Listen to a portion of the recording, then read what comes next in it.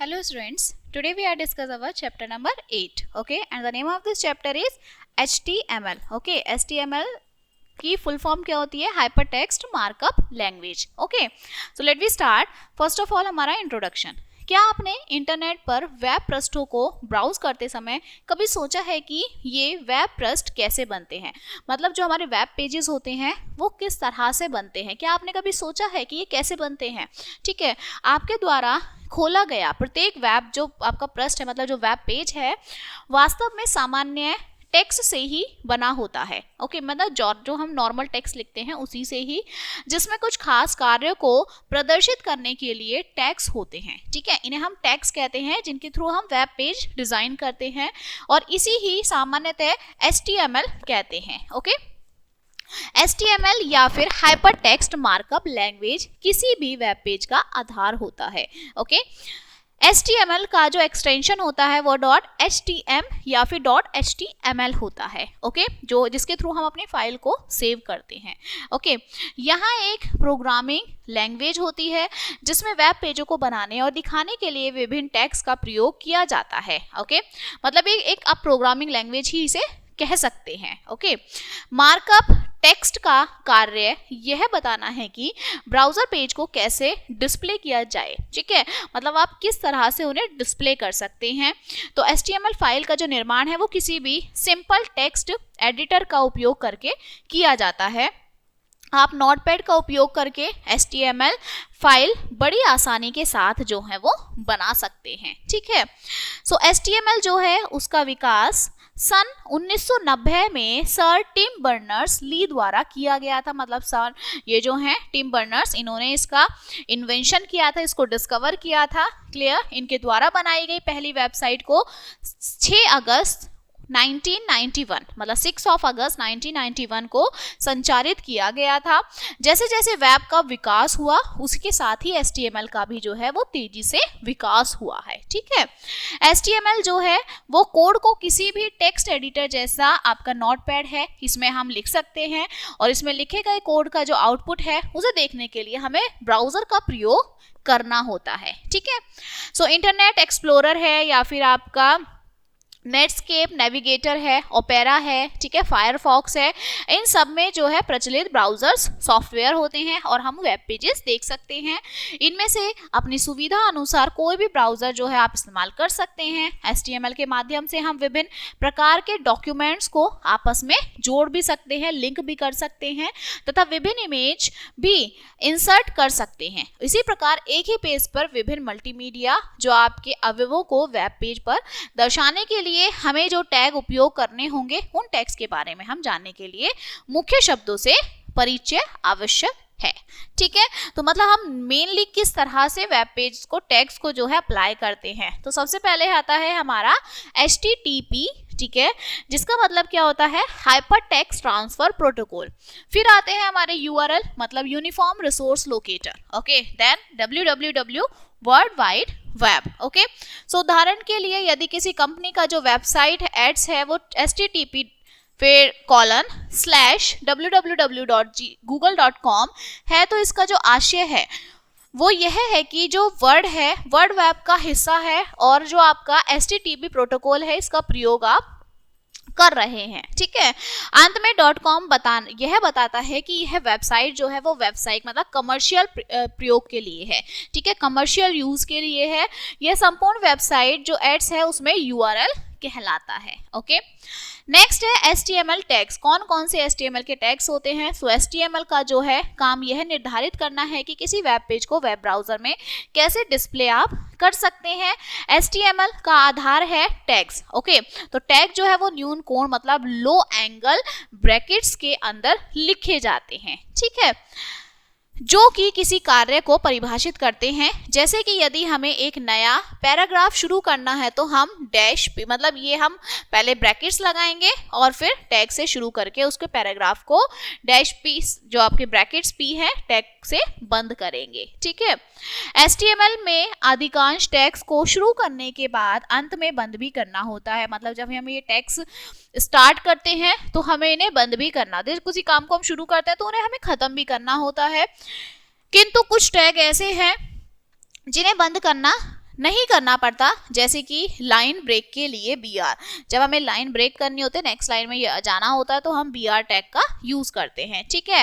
Web page पर विभिन्न प्रकार के अवयवों जैसे टेबल है, लिस्ट है, इमेज है, इनको प्रदर्शित करने के लिए टैग का प्रयोग किया जाता है, और किसी टैग को से प्रारंभ और से समाप्त किया जाता है, मतलब ये वाला जो ब्रैकेट है इससे शुरू किया जाएगा और इसी से ही खत्म किया जाएगा, ठीक है। टैग जो है वो मुख्यतः दो प्रकार के होते हैं, पहला है पेयर टैग्स, फिर है सिंगुलर टैग।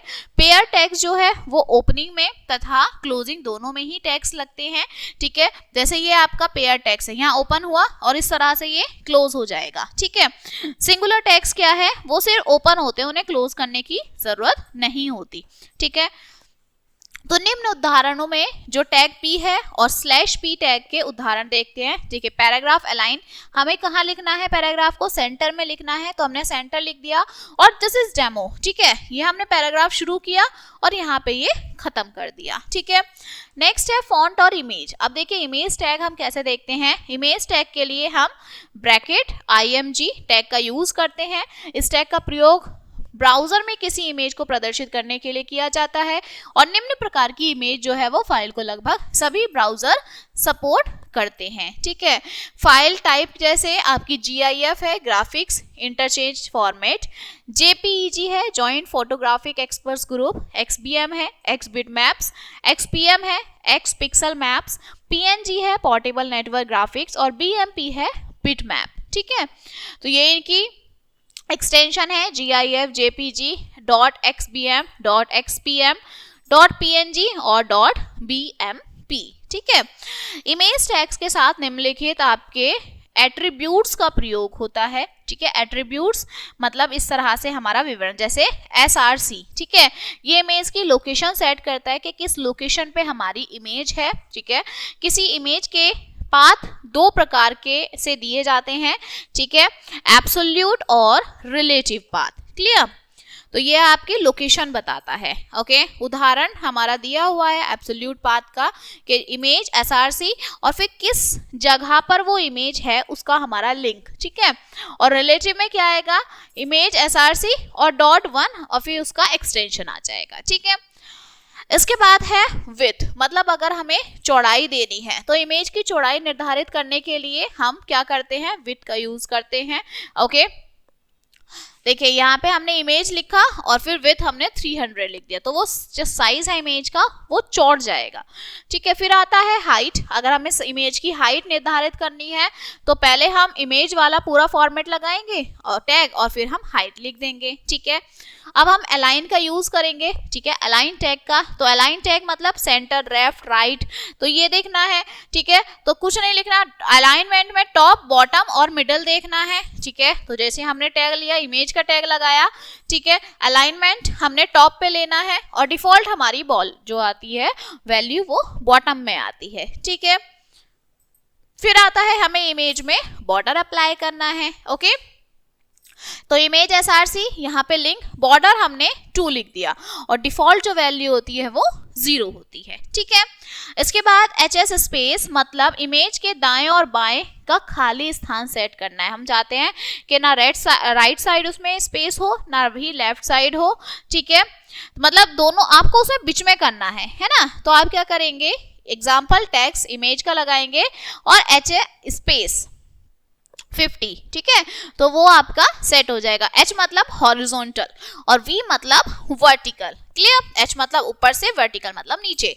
अब देखिए सेम V स्पेस है, तो मतलब अगर हमें ऊपर तथा नीचे लगाना है, ठीक है, दाएं बाएं लगाना है तो H स्पेस, और ऊपर नीचे लगाना है तो V स्पेस, ठीक है। कुछ नहीं, टैग लिखेंगे और बाद में V स्पेस 40 लिख देंगे, ठीक है। नेक्स्ट आता है ऑल्ट। तो इमेज में प्रदर्शित नहीं हो पाने की स्थिति में दिए गया जो टेक्स्ट है वो सेट करने के लिए उदाहरण, अब देखिए ऑल्ट इमेज नॉट फाउंड, जब इमेज नहीं मिलेगी तो वो नॉट फाउंड दे देगा, ठीक है। नेक्स्ट है नीचे दिए गए उदाहरण में इमेज टैग तथा उसके एट्रीब्यूट्स को समझाया गया है। अभी हमारा छोटा सा प्रोग्राम बनाया है, देखिए हम कुछ भी स्टार्ट करते हैं, पहले HTML, फिर हेड, फिर टाइटल, हमने डेमो दे दिया, ठीक है। टाइटल को बंद किया है क्योंकि ये पेयर टैग है हमारा। फिर हमारी आती है बॉडी, बॉडी में हमने इमेज दिया, ठीक है, इसके बाद हमने इसका ये पूरा यहाँ से लिंक दे दिया, अलाइन में हमने मिडिल रखा, फिर हमने कहा सेलो hello I am Superman, image यहाँ बंद हो गया, बॉडी भी बंद हो गया, HTML भी बंद हो गया। आउटपुट में क्या आएगा, hello I am Superman. Okay, next है फॉन्ट और इमेज। अब फॉन्ट और इमेज क्या है, तो वेब पेज पर जो आपका टेक्स्ट है उसको विभिन्न फॉन्ट, रंग और आधार जो आपके आकार हैं उसमें आप दिखा सकते हैं। इसके लिए फॉन्ट टैग का प्रयोग हम करते हैं। ठीक है, इस टैग के 3 एट्रीब्यूट्स होते हैं, फॉन्ट में कलर, फॉन्ट का साइज, ठीक है, और फॉन्ट क्या आप कैसा फॉन्ट स्टाइल ले रहे हैं। ठीक है, तो इसकी सहायता से वेब पेज पर प्रदर्शित होने वाले जो टेक्स्ट हैं उसको अलग फॉन्ट, रंग तथा आकार में दिखाया जा सकता है।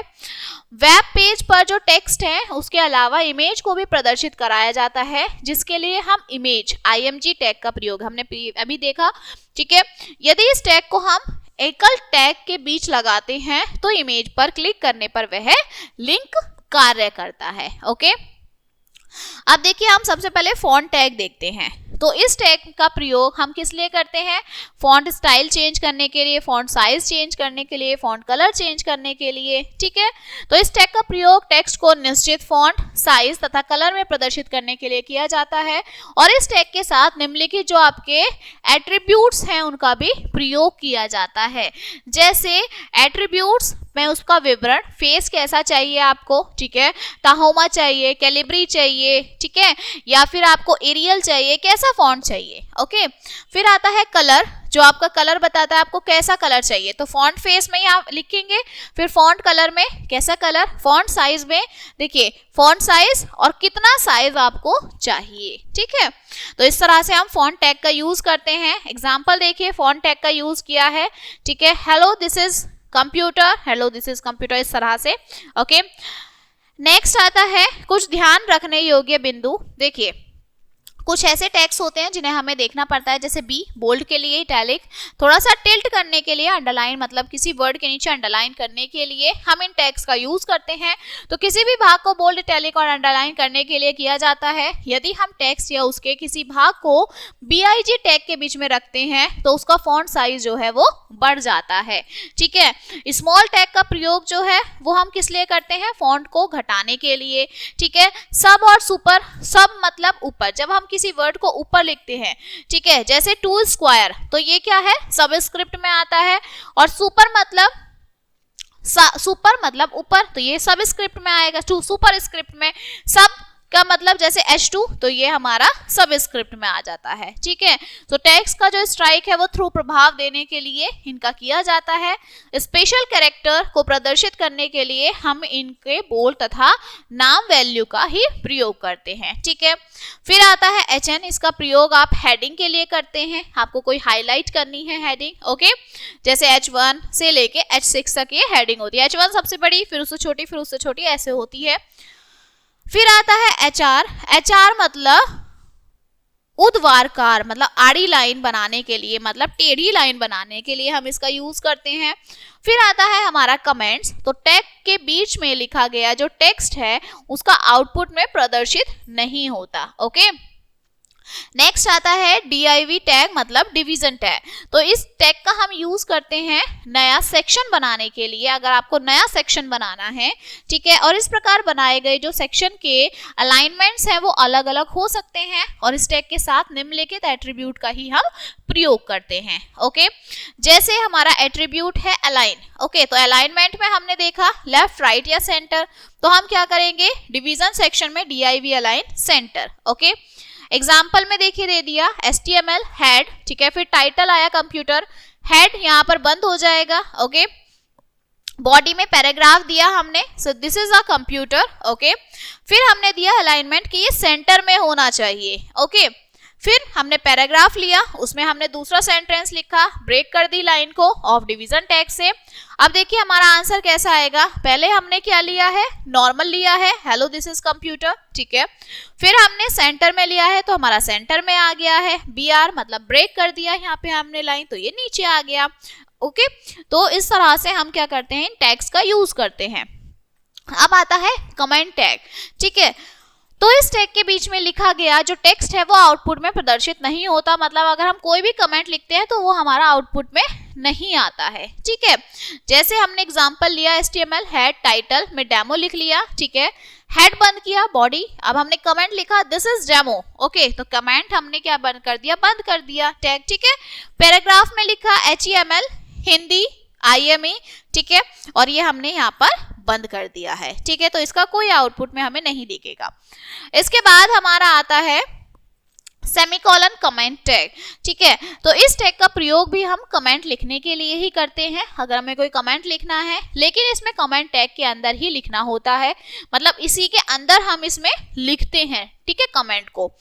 उदाहरण के लिए देखिए HTML, फिर हमने बॉडी ली, बॉडी सेक्शन लिया, ठीक है, यहाँ बॉडी आई, हमने क्या लिया सेमीकोलन पैराग्राफ लिखा, पैराग्राफ में हमें जो लिखना है, ठीक है, उसके बाद बॉडी और HTML, ठीक है।